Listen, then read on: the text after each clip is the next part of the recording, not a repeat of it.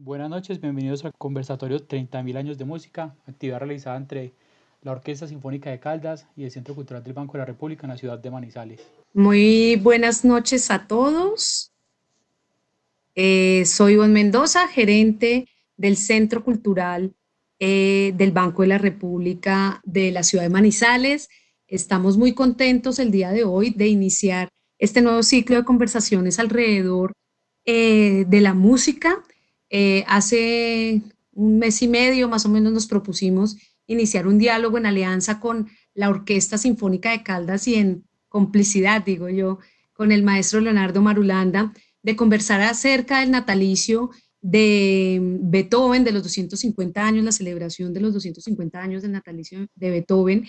Y esas cuatro conversaciones nos llevaron a aquellos que no somos muy conocedores de la historia de la música a un rato totalmente enriquecedor, apasionante, con una charla dirigida por nuestro analista cultural Germán Arias y por el maestro Marulanda de una manera excepcional, donde aquellos no muy conocedores nos hicimos partícipes y aquellos muy conocedores encontraron en este diálogo una interesante información que complementaba quizás un poco sus conocimientos. Este diálogo de saberes sin duda nos pone y nos puso a reflexionar sobre la importancia de seguir charlando sobre la música, así sea a las 7 de la noche, quizás tomarnos un café o más una agüita aromática y poder entrar en este espacio que diría yo que es un espacio de formación de públicos cuando uno se acerca a la historia de cualquier arte. Aprende un poco a apreciar ese arte desde una óptica distinta, se llena de elementos, de elementos de apreciación de ese arte. Sin duda, digamos, esto va a ser, hace parte de ese ejercicio de formación de públicos que también desde el banco y sin duda desde la Orquesta Sinfónica de Caldas se lo proponen y nos lo proponemos. Así que vamos y decidimos seguir conversando, charlando sobre música y damos hoy inicio a este ciclo con un nombre ambicioso, pero asimismo retador y creo que quienes nos van a acompañar y quienes lideran este ejercicio lo saben. Vamos a conversar acerca de los 30.000 años de la música y es muy sugerente el tema del día de hoy, que son los primeros 20.000. Me decía el maestro hace un rato que la idea de conversar un poco hoy sobre la música antes de la escritura. Y ya con eso creo que, digamos, enganchamos a la mitad de nuestros públicos, porque qué interesante conocer de ese momento de la música donde no se materializaba, digamos, en el formato de la escritura musical. No me resta más que señalar además, perdón, que durante este ciclo vamos a tener además invitados. Hoy estrenamos el formato con invitados, nos acompaña el maestro Luis Fernando López, así que ya no va a ser solo un dúo, sino va a ser un trío, aludiendo a los formatos musicales. Entonces vamos a tener invitados de altísima relevancia para la música de nuestro departamento, pero también del país. Y por último, pues ya no me resta más, sino en primerísimo lugar, darle las gracias a Germán Arias por ser el mentor, el gestor, por ser el alma de este proceso, por liderarlo desde el Banco de la República y poner como al servicio de este ejercicio también su pasión, que es la música. Entonces, pues a Germán, muchas gracias. Y pues que cojamos hoy impulso porque tengo entendido que vamos hasta diciembre, entonces vamos a tener los martes cada 15 días este plan segurísimo. Entonces, para que todos nos programemos. Agradecemos a la doctora Y pues Ivonne, nada, al maestro Leonardo Marulanda, se gracias agradece. por su generosidad, por el compromiso para la gestión de este ejercicio, por poner además a la orquesta, digamos, un poco en diálogo con nuestros públicos. Y por último, a todas las personas que en últimas fueron quienes nos demandaron seguir con las conversaciones, quienes nos dijeron que chévere seguir profundizando algunos temas, pues a estos públicos que nos han acompañado en los últimos martes, muchas gracias y bienvenidos a los nuevos que se suman. La idea es que en medio del confinamiento, del cuidado que tenemos que tener entre todos, de cuidarnos personalmente y cuidarnos como sociedad, encontremos estos oasis de conocimiento, de disfrute que nos permite el arte y la cultura. Muchas gracias a todos y pues los dejo con los conocedores del tema. Maestro. Germán y Luis Fernando. Muchas gracias. Bueno, agradecemos a la doctora Ivonne sus palabras de acogida para este ciclo de conversaciones. Agradecemos a la Orquesta Sinfónica de Caldas y al Centro Cultural del Banco de la República. Y como lo decía la doctora Ivonne, hoy estamos muy contentos porque iniciamos un ciclo nuevo y con invitados. El día de hoy nos acompañan Luis Fernando López Muñoz. Luis Fernando López es licenciado en música a la Universidad de Caldas, magíster en música a la Universidad de AFID y profesor pionero de la enseñanza temprana en el corno de niños desde los 4 años, coautor del libro de iniciación del corno. Actualmente es principal corno de la Orquesta Sinfónica de Caldas. De igual manera, el día de hoy nos encontramos con Germán Arias.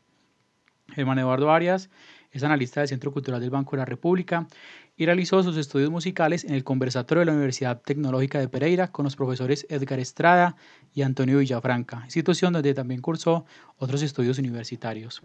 Y asimismo tenemos el placer de estar con el maestro Leonardo Marulanda. Leonardo es director de orquesta con especialidad en ópera del Conservatorio de Viena, Austria, licenciado en música de la Universidad de Caldas y magíster en dirección sinfónica de la Universidad Nacional de Colombia, título obtenido con mención honorífica. Actualmente es director titular de la Orquesta Sinfónica de la Universidad de Caldas y de la Sinfónica de la Universidad Distrital, además de la Banda Sinfónica de la Universidad de Caldas. Es profesor de dirección de orquesta a las Universidades Distrital de Bogotá y Universidad de Caldas, y director musical de la Fundación Batuta de Manizales. Les agradecemos a todas las personas que están conectadas. Ya tenemos más de 40 personas conectadas y a todos ustedes por estar acá esta noche. Bienvenidos. Bueno, muy buenas noches a todos. Buenas noches, Germán, buenas noches, Luis Fernando. Un agradecimiento muy especial al banco que nos permite seguir haciendo esta franja que para nosotros, yo lo decía en la charla pasada, uno como músico, pues no sé, uno sabe estas cosas, pero no se sienta a hablarlas con nadie. Uno no se va a tomar café con alguien y decirle, venga, ¿quiere que le hable de la vida de Beethoven? Eso no pasa en la vida real. Entonces, que uno tener estos espacios para poder decir todas estas cosas que tiene una trancada entre pecho y espalda, pues es una maravilla. Y qué más que poderlo compartir pues con un público tan lindo como el que tiene el banco y la Orquesta Sinfónica. Entonces, quisiera como empezar hoy, antes de entrar en materia, mencionando dos efemérides muy importantes que hoy nos acongoja un poco el corazón una y nos alegra otra, aunque pues estamos hablando de un señor que ya murió hace mucho tiempo. Estamos hablando de Gustav Mahler. Hoy, 7 de julio de 1860, en 1860, exactamente hace 160 años, nace Gustav Mahler. Pues yo creo que no hay que hablar mucho de Mahler. Además, en estas charlas, en el tiempo, pues hablaremos un poco profundizaremos un poco en la vida de Mahler. Por lo pronto les diré que la Orquesta Sinfónica de Caldas, el año pasado, en 2019, exactamente en el mes de julio también, Cosas de la Vida, hizo por primera vez en Manizales su primera sinfonía. Jamás se había escuchado esa sinfonía acá en Caldas, en Manizales, y la Orquesta Sinfónica de Caldas la realizó. La Orquesta Sinfónica de Caldas en sus redes sociales está publicando regularmente uno de sus movimientos. Ya hemos publicado el primero y el segundo. Pronto publicaremos el tercero y finalmente pues publicaremos el cuarto para tener el ciclo completo de la primera sinfonía de Mahler llamada Titán. Es como el apellido de la sinfonía. Y la noticia que nos acongoja un poco es el fallecimiento lamentable. Ayer falleció uno de los genios de la música contemporánea, de la música del cine, el maestro Ennio Morricone, italiano, nacido en Roma en 1928.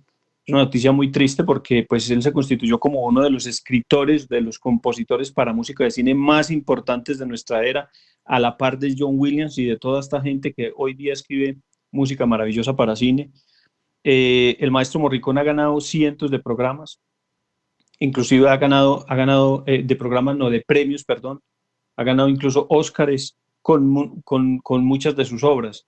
Pues podemos mencionar dentro de sus obras más importantes, pues Spaghetti Western, Por un puñado de dólares, La muerte tenía un precio, El bueno, el feo y el malo, que es quizás una de las películas más recordadas, hasta que llegó su hora, La misión, y tal vez una de sus más importantes obras.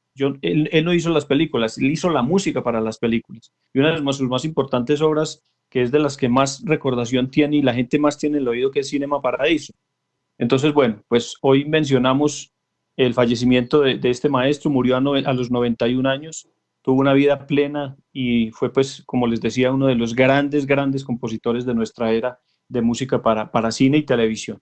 Pues buenas noches, Leonardo, buenas noches, Luis Fernando. Pues qué bueno volvernos a encontrar y qué bueno pues volver a empezar este ciclo de, como usted muy bien lo dijo, pues de un tema que tanto nos apasiona, que como músicos pues nos reúne y nos da la oportunidad de hablar sobre el tema que más nos gusta. Sí, Ennio Morricone, pues que hoy muere a los 91 años. Además hay una película también muy recordada cuya banda sonora también es de Morricone, que es La Misión, que esa película es de 1987. Y que pues además tuvo también un éxito comercial bastante marcado. Pues este nuevo ciclo, 30.000 años de música, inicia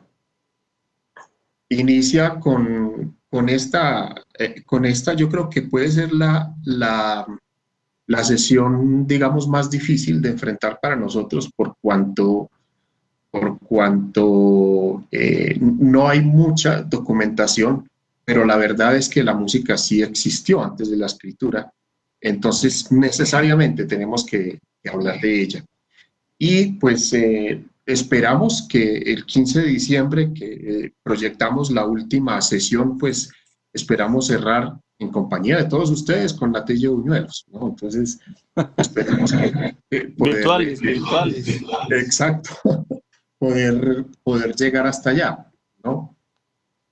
Hemos configurado esta charla con base en 4 preguntas, no el bambuco de Morales Pino, sino 4 preguntas pues, específicas que nos van a permitir desarrollar este tema.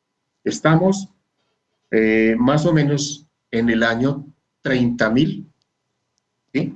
antes de Cristo, y nos hicimos una primera pregunta. ¿Qué fue primero? ¿Fue primero el habla o fue primero el canto? Bueno, obviamente, pues primero fue la voz como voz, la voz como sonido, la voz como medio de expresión, y posteriormente aquí es donde viene la discusión. ¿Primero fue el habla o primero fue el canto? O sea, primero el ser humano utilizó la voz para hablar con sus semejantes, o empezó a comunicarse primero con sonidos, ¿sí? Entonces es una discusión un poco compleja, porque pues lo que decía Germán, no hay mucha documentación, y toda la documentación que existe, absolutamente toda, está basada en conjeturas, porque es que no hay nadie que haya vivido hace 30.000 años para que venga y nos diga, no, esto empezó así, ¿sí? Hay cosas, lo hablábamos en las charlas que ya hemos tenido, hay cosas, cuando hablábamos de la vida de Beethoven, hay cosas que pasaron en vida de Beethoven, que pasaron apenas hace 250, 260 años, que ya en este momento no se pueden dar por hechos, porque no hay manera de comprobarlos de manera fehaciente, no hay manera de decir, no, esto es así, porque es que hay un señor que vino y nos contó, o porque está documentado, porque lo grabaron, lo filmaron. No es posible. Entonces imagínense de lo que estamos hablando nosotros, de cosas que sucedieron hace 30.000 años. Pero entonces uno se pone como a analizar un poco, yo me ponía a hacer analizar un poco como los bebés, cómo inicia un bebé, como todo ese proceso de comunicación, y qué es lo primero que hace un bebé. El bebé empieza a descubrir su voz y empieza a hacer sonidos guturales, y de esa manera empieza a comunicarse, y finalmente es cuando el bebé empieza a hilar todos esos sonidos que oye y todos esos sonidos que produce, y empieza a producir palabras. Yo me atrevería a decir que primero fue el canto antes que la palabra. O sea, el ser humano se dio cuenta que si emitía un sonido gutural grave, pues a lo mejor podía la otra persona que lo escuchaba interpretar algo, no sabemos qué. Y si luego el sonido lo hacía un poco más agudo, pues la otra persona interpretaba otra cosa. ¿Y qué es el canto? ¿Qué es el canto? Nada más que sonidos en diferentes alturas. Eso es exactamente el canto, es cantar un sonido aquí, un sonido más arriba, un sonido más arriba, otra vez abajo, y eso es el canto. Entonces, pues, yo creería que por ahí empezó la cosa. No sé qué opine nuestro querido invitado. Buenas noches, maestro. Pues tanto es como tantos pensamientos acerca de cómo inició todo, que inclusive hay vertientes que dicen que la música no fue importante para el desarrollo de las personas, del Homo sapiens, que era el de ese entonces. ¿Sí? Existe también dentro de las cosas que hay un musicólogo llamado Gerritton Linson, quien es profesor de la Universidad de Pensilvania y de la Universidad de Yale. Me parece muy interesante lo que él dice, porque él habla de que lo primero que se dio fue el gruñido, como usted bien decía ahorita, pues que era como esa especie de sonido gutural que se estaba dando. Este gruñido que se empezó a dar con movimiento, buscando de que estas personas se dieran a entender de alguna forma. Esto para él fue lo más importante, inclusive dice que si ponemos ese sonido con el movimiento, sería el principio de la danza. O sea que ahí ya tenemos que no solamente fue el gruñido, sino que también empezó el movimiento y por ende ya empezó la danza. Cuando usted hablaba ahorita de que los sonidos que empezaba a emitir podían tener alturas, inclusive como se hablaba de que el Homo sapiens ya empezaba a cambiar un poco su pensamiento y todo ese tipo de cosas, o a tener básicamente en realidad como el pensamiento, el poder hilar un poco más de cosas, se dice, entre las cosas que se investigan, que ese pensamiento que él empezaba a tener daba a entender que el solo movimiento y el solo sonido ya empezaba a tener algo de armonía.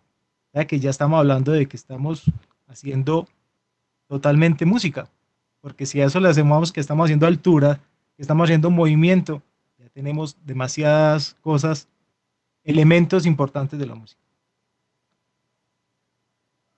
Porque una de las, digamos, de las premisas que hemos tenido siempre durante estos conversatorios es que nosotros el idioma, el lenguaje que usamos sea un lenguaje que pueda entender todo el mundo.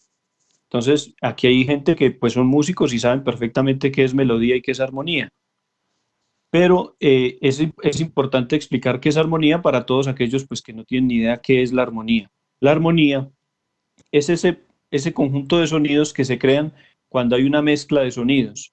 Cuando hay una mezcla de sonidos. Digamos que cuando algo armoniza, ya hablando en términos no musicales, pues es algo que es como agradable a la vista, agradable al oído, agradable a los sentidos.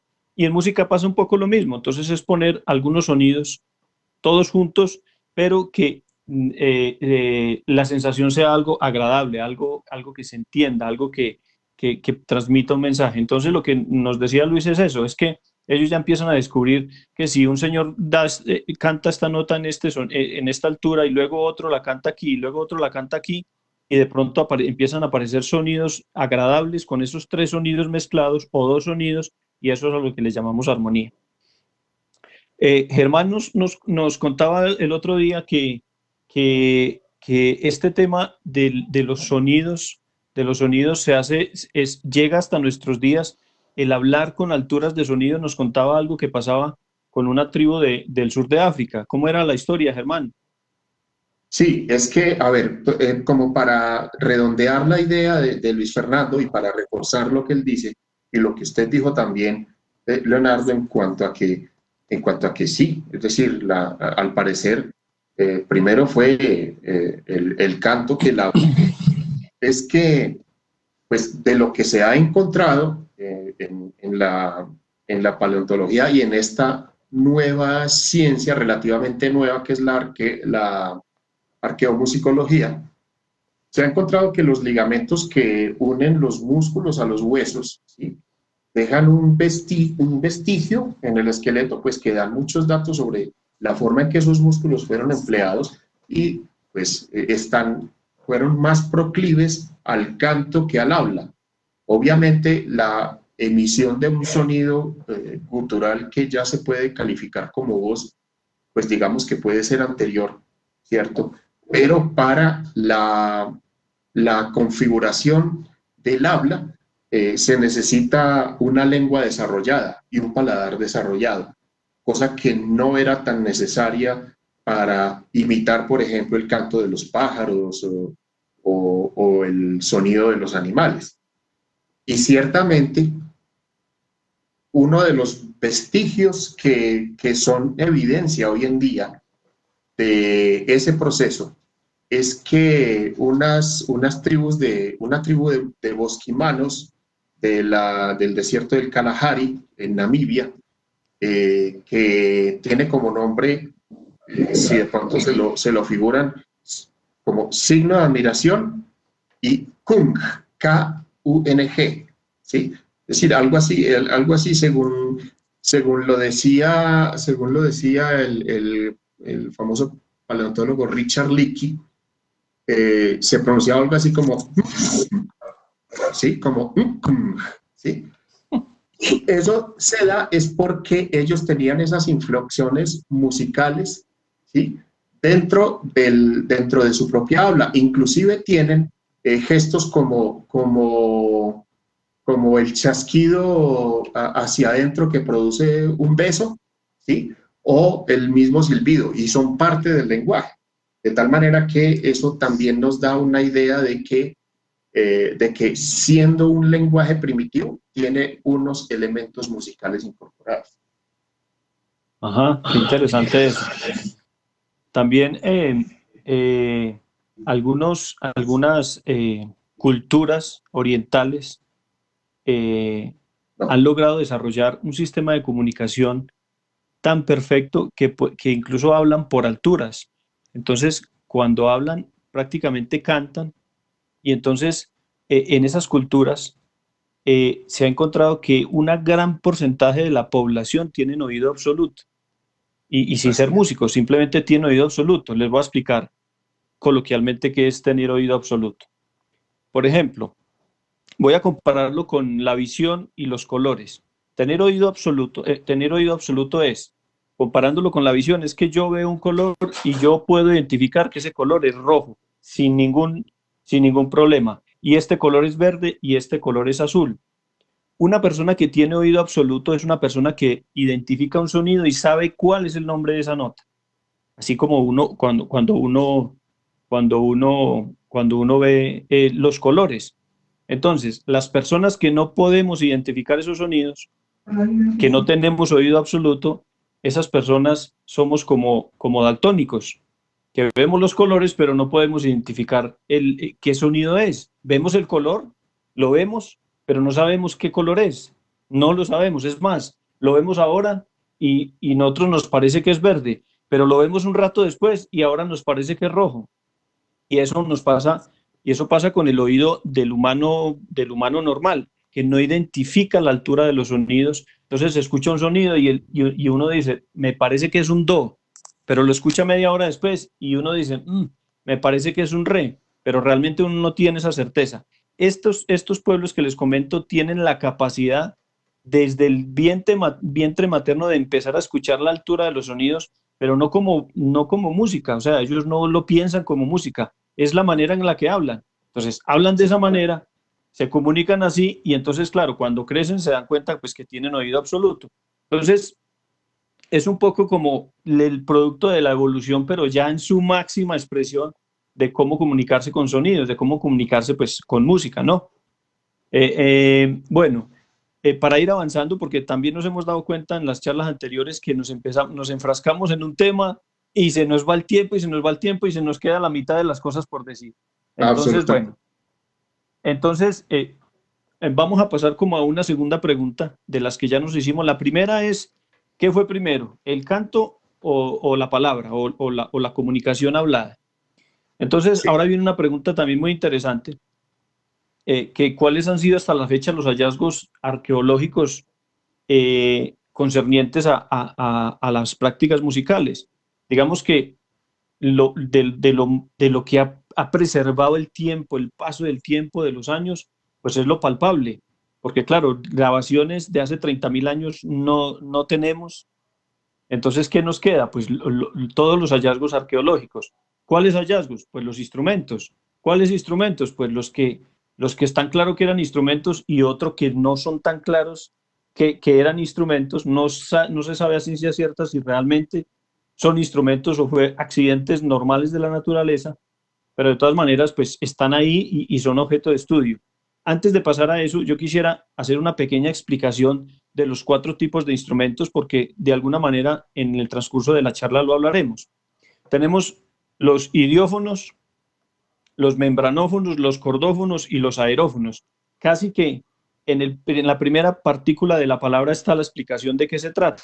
Fonos es la segunda partícula, que significa, pues ya sabemos qué significa, que es sonido. Entonces, idiófonos son aquellos instrumentos que suenan por sí mismos, que tienen sonido por sí mismos, es decir, que si uno los toca suenan, si los toca contra otra superficie suenan, que son como todos los instrumentos, digamos, de percusión, los instrumentos como las piedras, los palos, todas estas cosas, uno las golpea con algo y producen un sonido. Esos son idiófonos, suenan por sí mismos. Luego tenemos los membranófonos, que pues está muy claro, funcionan con una membrana, que digamos que la definición actual es que son instrumentos que suenan tocando membranas naturales o artificiales. Estamos hablando de hace 30.000 años. Todas las membranas eran naturales. Las membranas artificiales hechas de plástico y hechas de materiales sintéticos, eso está descartado. Entonces todas eran naturales. ¿Cuáles eran las membranas que había en la época? Pues los cueros de los animales. Eso era lo que existía para la época. Luego tenemos los cordófonos, que son los que producen sonidos por medio de vibraciones de cuerdas que se tensan o se tiemplan o se destiemplan. Esos son los cordófonos. Y finalmente tenemos los aerófonos, que son los instrumentos que funcionan al introducir aire dentro de ellos. Todas esas clasificaciones aplican para la prehistoria, pero aplican también para hoy día. Entonces, quisiéramos como empezar un poquito a hablar un poquito de los instrumentos de la prehistoria, de lo que se encontró, y me gustaría que Luis de pronto nos hablara un poco de algunos de esos instrumentos que encontramos en esta época. Si me permite, Leonardo, antes de Claro, darle paso a Luis Fernando, yo creo que hay que dejar claro que en esa evolución hay un proceso lógico por decirlo así, el ascenso de los instrumentos. Es decir, los estudiosos del tema los clasifican esta secuencia en 3 etapas. ¿Sí? Es una secuencia lógica del desarrollo de los instrumentos. Primero, aquellos instrumentos que tienen sonidos naturales por sí mismos. ¿Sí? Luego de eso, tenemos los instrumentos que el hombre ya ha empezado a modificar con miras a amplificar su sonido. ¿Sí? Y como tercera y última etapa, ya en el bajo paleolítico, en el neolítico, esto ya empieza como la modificación del sonido en sí mismo, es decir, la altura, la intensidad, etcétera, ¿no? Esto considerando que a partir de lo que va a empezar a hablar Luis Fernando, vamos a empezar a ver esa evolución. Ok. Me parece importante de pronto mencionar un par de cosas sobre los hallazgos, ¿sí? Antes de empezar como con tal de los instrumentos. Hablamos que hace 28.000 años, más o menos, se data la primera cuerda retorcida. Y le ponemos sentido un poco a lo de la cuerda retorcida, lo que nos da es el principio del arco. Porque al retorcer la cuerda, le damos el movimiento a la madera para empezar a hacer eso. Como vieron que estaba retorcida y todo eso, ya pudieron retorcerla más para dar sonidos más altos y más bajos. Básicamente como el principio de eso, un hallazgo importante que se da. Hace 29.000 años también se habla de que se encuentran los primeros hornos, o sea que se dan las primeras vasijas de barro, ¿sí? Lo cual también es importante, porque si a eso le ponemos la membrana, entonces ya vamos a obtener de pronto ¿Hornos un tambor. o cornos? Hornos. Hornos, ok. Hornos. Valga la aclaración, porque como aquí el maestro es cornista, él solo Sí, sí. habla de cornos y cornos y cornos. Entonces hay No, que este son explicarlo. Entonces, hornos, estos son hornos, hornos. ok. Sí, señor. Luego hablamos que desde 28.000 años, entre 28.000 y 20.000 años, se encuentran los primeros arpones y sierras. Las sierras son las que nos van a dar los primeros instrumentos raspadores. Para que nos pongamos como en contexto de qué es el instrumento raspador, haga de cuenta el güiro de ahora. Un instrumento que se mueve con algo para poder rasparlo para producir un sonido. Y un ejemplo claro de ese instrumento lo encontramos en la escultura del Venus de Lausel, la mujer que está ahí, que tiene un corno de bisonte, un cuerno de bisonte. Ese cuerno de bisonte tiene unas rayas y uno creería que ese instrumento en realidad era un instrumento aerófono y este instrumento no es aerófono, es un instrumento idiófono y su forma o su naturaleza de tocarlo era por medio de un palito, el cual se raspaba. O sea que básicamente era también de los principios de los raspadores que se dio por la construcción de las sierras. Hablamos que 25.000 años atrás se dan también los primeros asentamientos en República Checa, en donde hay las primeras poblaciones, o sea que ya están juntando, ya están dejando de ser nómadas y ya van a empezar a ser como un pueblo como normal. También yendo a esto, ¿sí? En la música, o yendo a la parte de la música, hablamos que hace 36.000 años se encuentra la flauta del cúbito de un cisne en Alemania. Esta flauta tiene 17 centímetros aproximadamente con 3 orificios. Con esos 3 orificios podían producir varios sonidos dentro de la serie armónica, los cuales se hablaban más o menos básicamente de 6 sonidos dentro de la serie armónica. También se habla que 43.000 años está la flauta del radio de un buitre. Esta flauta del radio de un buitre es un silbato, un instrumento bastante pequeñito con un solo orificio y que lo que hacían era taparlo para producir ese tipo de sonidos, queriendo imitar el sonido de un pájaro. ¿Para qué querían imitar el sonido de un pájaro? Porque ellos eran cazadores. Básicamente lo que buscaban era eso. ¿Sí? Entonces, Ahí es importante, Luis, agregar una cosa, y es todo el tema de las conjeturas. Porque si bien los instrumentos pues, se han ido desarrollando, yo creo que hay un momento de la historia donde eso se parte, porque estamos seguros que al comienzo ningún instrumento digamos que los primeros instrumentos musicales como tales no fueron construidos como instrumentos musicales, realmente fueron construidos como otro tipo de utensilios para otro tipo de cosas. De pronto el tipo se dio cuenta que golpeando una piedra con la otra, con la función de partir alguna cosa, de pronto se dio cuenta que eso producía un sonido. Pero él no dijo, ve, tengo 2 piedras, voy a ver esto, qué notas musicales le saco. Por supuesto que no pasó. Él los golpeó. Señor. Ese punto maestro es muy importante, porque lo que usted está diciendo es que ellos cogían las piedras para poder esculpirlas. Y al esculpirlas encontraban que unas producían los sonidos y unas eran aptas para poder esculpir. Entonces, bajo esa circunstancia, ya estamos hablando que en el Neolítico se construyó un instrumento que se llama litófono. El litófono es básicamente como una marimba de ahora, pero hecha de piedra, con unos sonidos característicos que era hecho básicamente para esos rituales.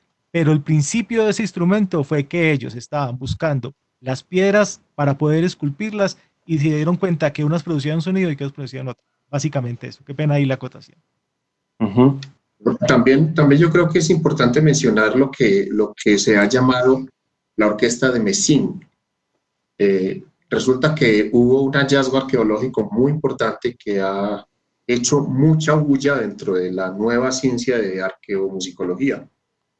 Y es que en Ucrania, en el norte de Ucrania, se encontraron los restos de huesos de mamut, y particularmente omóplatos, pelvis y otros huesos asociados, inclusive algunas flautas de hueso, que claramente tienen indicios de haber sido golpeados con un objeto contundente en repetidas ocasiones, lo que da a entender que hay, es decir, que hubo una orquesta, digamos, orquesta en el sentido de que fueron varias personas tocando esos mismos artefactos en reuniones seguramente rituales. Este hallazgo data de 35.000 años antes de Cristo, y también será importante mencionar dos instrumentos que todavía hoy se usan y existen, pero que son bien antiguos. Uno es la bramadera o zumbadora, que se construye, puede ser de piedra o de madera, que tiene un orificio por el que pasa una cuerda, que se supone que era de tripa seca, ¿sí? Y que se accionaba dándole vueltas alrededor de la cabeza o hacia el lado. Eso lo utilizaban mayormente para espantar a los depredadores, y también se fue perfeccionando con el tiempo cuando el hombre empezó a desarrollar la ganadería. El otro instrumento es un instrumento que pues, tiene un uso muy localizado, que es en Australia, que hoy se le conoce como el didgeridoo.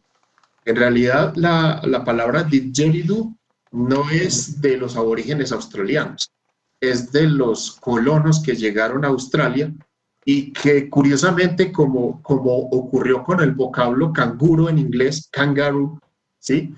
También obedece a una confusión del idioma. El didgeridoo es como la onomatopeya del primer sonido que hace este instrumento al accionarlo, ¿sí?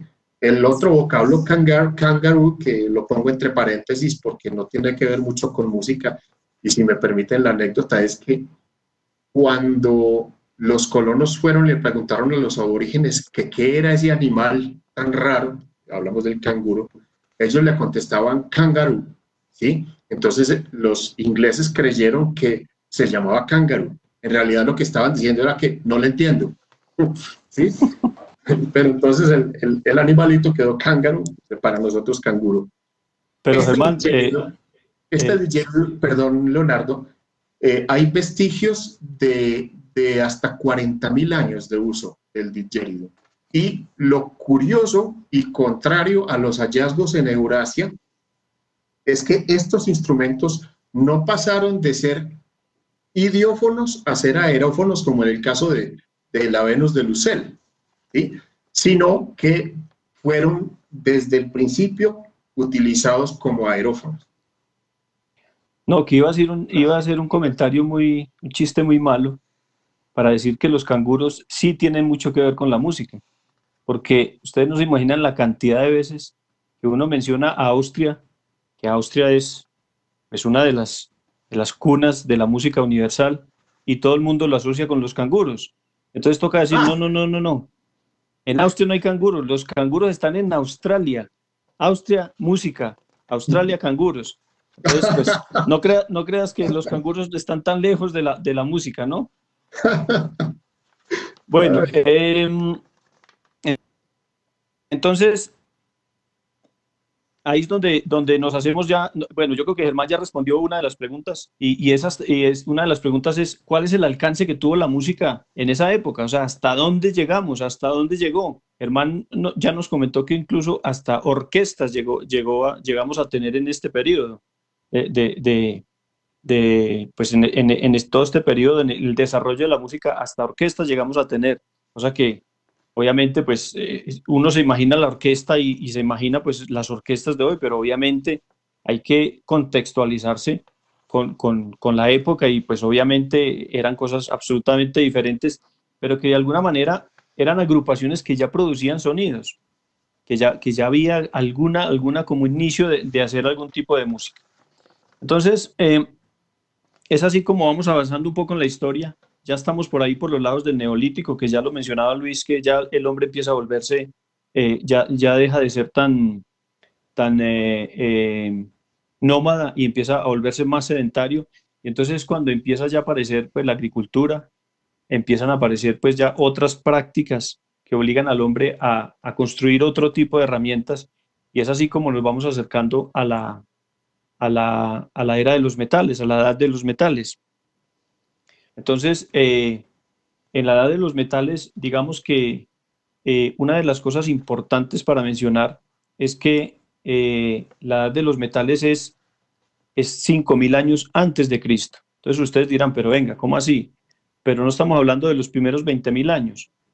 Y 5.000 años antes de Cristo, pues obviamente no, ya está más para acá. Sí, lo que pasa es que la edad de los metales todavía corresponde a toda la época que hay antes de la escritura. La escritura apareció 3.500 años antes de Cristo. Entonces nosotros nos vamos a ir un poquito más allá de los 20.000 años como para que no dejar como este tema como ahí sin resolver. Entonces ahí empiezan a aparecer pues otro tipo de instrumentos, otro tipo de instrumentos. De pronto Luis nos quiere hablar algo de esta época. Claro. ¿Por qué aparecen esos nuevos instrumentos? La pregunta es, ¿por qué aparecen? ¿Qué es lo que ellos están buscando? Básicamente lo que ellos están buscando es avanzar en la agricultura, que es lo nuevo que tenían ahora. Como usted dijo ahora, ellos antes eran nómadas, ahora ya se están volviendo más sedentarios y la agricultura fue la parte importante para ellos. Entonces, buscando todo ese tipo de herramientas que tenían en piedra y en madera, buscando que fueran más fuertes, entonces se da la era de los metales. La primera parte de la era de los metales se da la edad del cobre. Y el cobre, pues, es un metal blando. Entonces empiezan de alguna forma, a construir esas herramientas que tenían en madera, en piedra, primero en cobre. ¿Sí? Pero se dan cuenta, pues, que no es tan resistente como lo que ellos estaban buscando. Entonces sigue empezando a hacer aleaciones. ¿Por qué se da el cobre? Pues porque era lo que tenían ahí. ¿Sí? Entonces, básicamente, como esa herramienta no era tan fuerte, empezaron en los hornos que ya tenían y a subir la temperatura, entonces ya pudieron empezar a fundir y a extraer. Entonces de esos minerales extrayeron el cobre, y ya lo juntaron con otras cosas y ya se dio el bronce. Y aquí hay una parte importante, ya en la era del bronce, y en el momento del bronce ya se dan las primeras trompetas. Y esa primera trompeta que se dio, que es muy importante, se llama el carniz. El carniz es un instrumento hecho de bronce, es vertical, más o menos como unos 1,5 metros hacia arriba, la cabeza es una cabeza de jabalí, produce más o menos entre 10 notas, ¿sí? Con una serie armónica bastante irregular, por decirlo de alguna forma, no es lo normal de la música que nosotros encontramos. Se podría decir que por su construcción quizás era desafinado o estaba basado en otras cosas. Todo es pensamientos acerca de eso, aunque se han construido porque se encontró uno como tal. Y de hecho hay un español muy, muy importante, el cual interpreta el instrumento y hace todo lo que se hacía con base a eso. ¿Qué era lo que se buscaba con el carniz? Lo que se buscaba con el carniz era intimidar al adversario porque se utilizaba para la guerra y se utilizaba también de alguna forma para sus rituales. Eso era básicamente lo que utilizaba el carniz. Y si ese carniz era un instrumento propio de los celtas, pero de la misma forma también se creó otro instrumento, se hizo otro instrumento, el cual se llamaba el lur. El lur es el principio del corno. Aquí ya soy yo. Ah, yo sabía.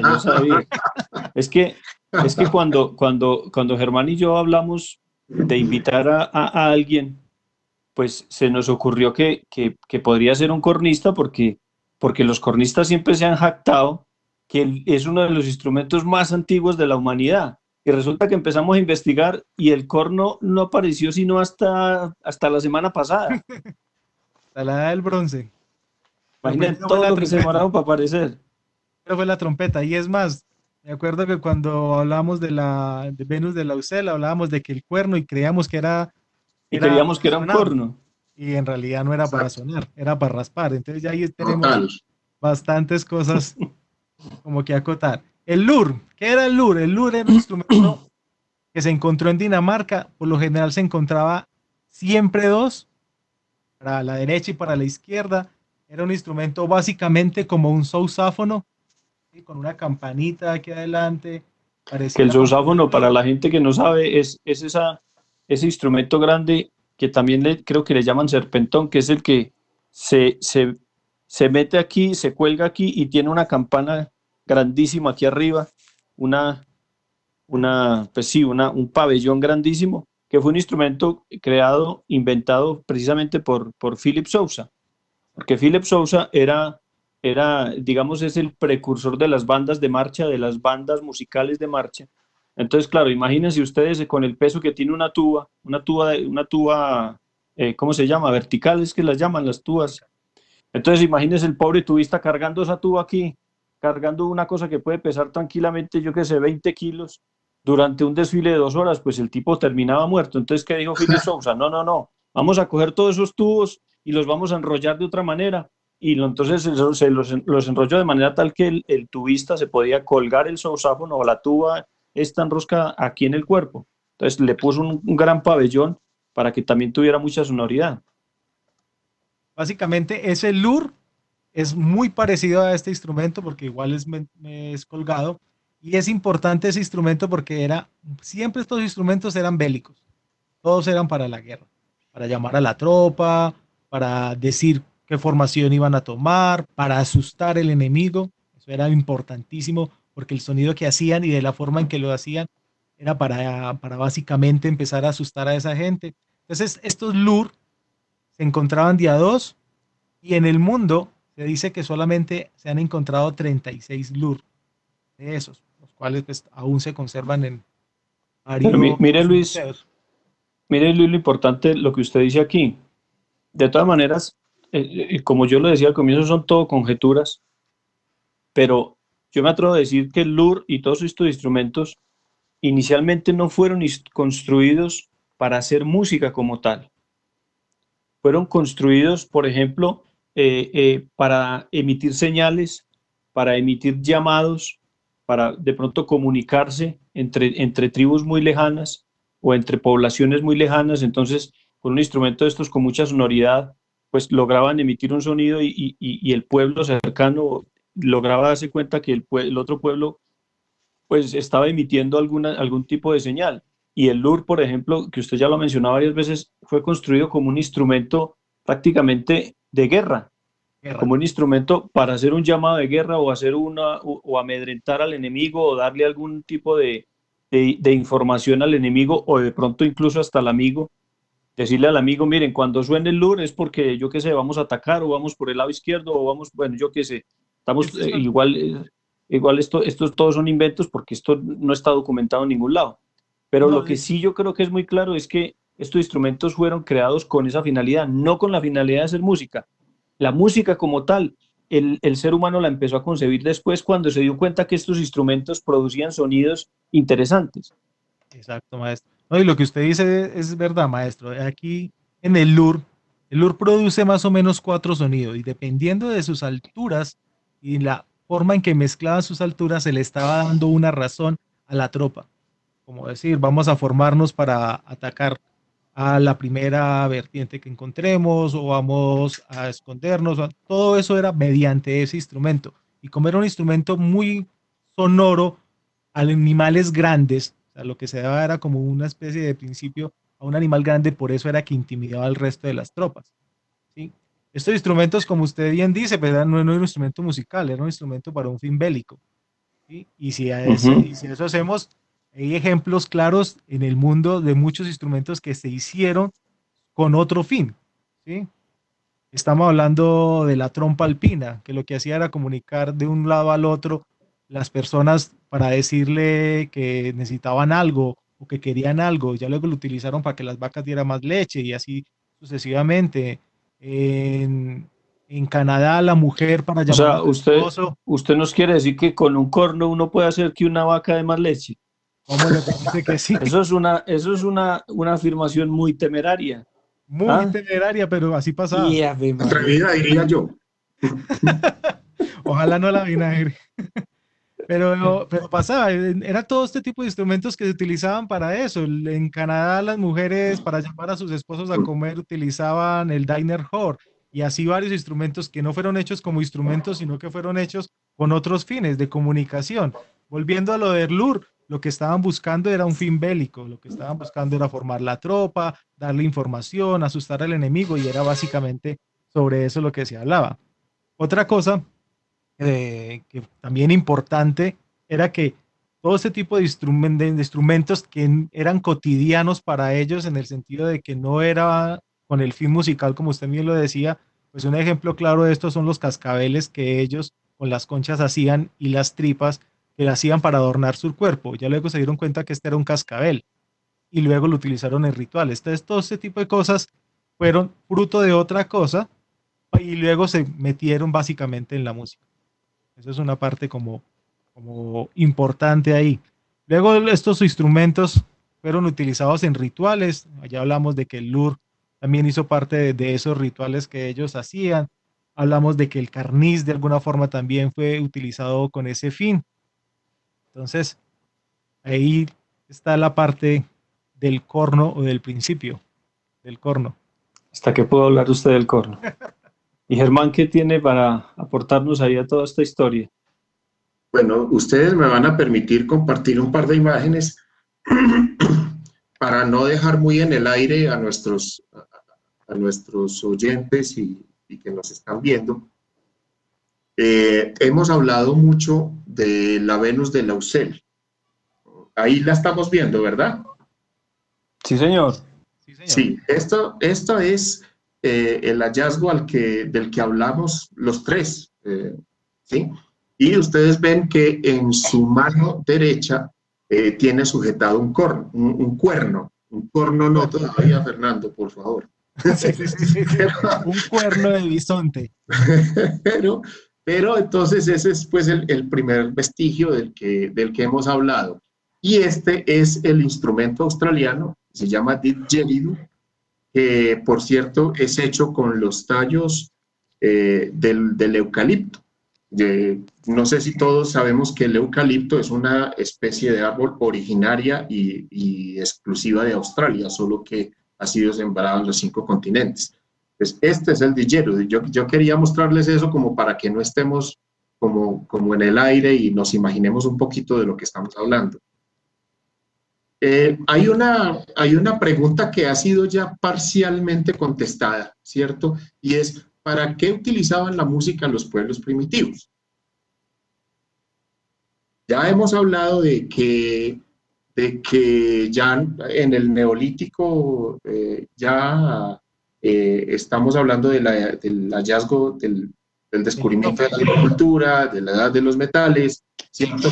Pero si nos devolvemos un poquito en el Paleolítico, ¿sí?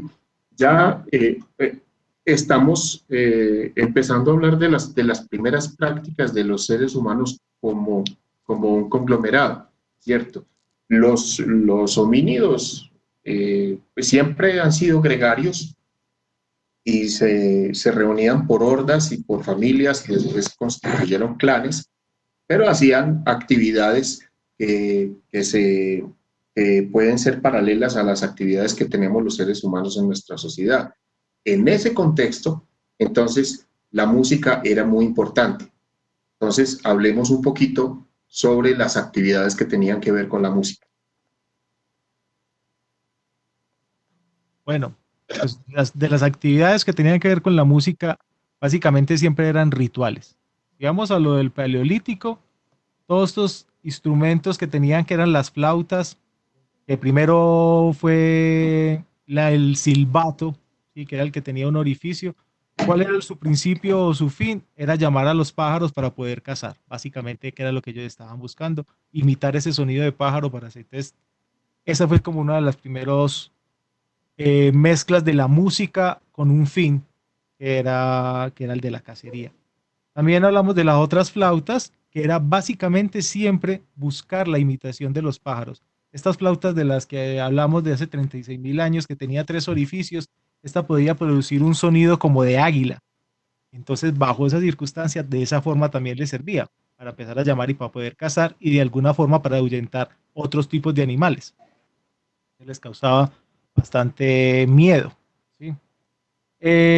Cuando hablamos también de los instrumentos de membrana, de los tambores que se daban ahí, todo esto era con el fin de asustar a todos estos animales que de alguna forma podían ser peligrosos para ellos. Ese tipo de ruidos gruesos, fuertes, lo que buscaban era ahuyentar a todos esos depredadores para ellos estar más tranquilos. Como ellos siempre se ocultaban en las cavernas, buscando estar totalmente aislados en la noche donde todos los depredadores salían. Todo ese tipo de instrumentos les servía para eso, para crear eso. Es básicamente, como usted lo decía, se estaban juntando y haciendo música sin querer queriendo, pero lo que estaban era ahuyentando todo este tipo de depredadores. Bueno, obviamente, pues ya lo hemos dicho varias veces, muchos de estos instrumentos, la gran mayoría, no fueron creados como instrumentos musicales, tenían otras finalidades, luego empezaron a darse cuenta que podían hacer música con ellos. De la misma manera, también hay muchos instrumentos que los arqueomusicólogos o los arqueólogos le atribuyen a que eran instrumentos musicales, pero realmente pues no hay una manera certera de saberlo. Por ejemplo, hay instrumentos raspadores que pues son huesos que tienen unas fisuras y que hay quien dirá, hombre, esto eran instrumentos raspadores, pero otros arqueólogos dicen, no, ese es un hueso que otro animal lo mordió y le hizo las fisuras y quedó de esta manera. Ahí hay un Hay punto, huesos maestro. Ahí hay un punto muy espérate, importante, exacto. Sí, disculpe, hay un punto importante. Hay una flauta que se encontró dentro de esas que tenía 5 orificios. Y esta flauta casualmente la reconstruyeron en otro animal buscando eso. Y estos orificios que estaban rayados de alguna forma, por un lado, creyeron pues que era propio de ese momento y creyeron que era un instrumento aerófono y este instrumento daba los 5 sonidos de la escala musical. Y yo decía, pero ¿cómo van a tener la misma escala musical en esta época y ahora? ¿Cómo es esto?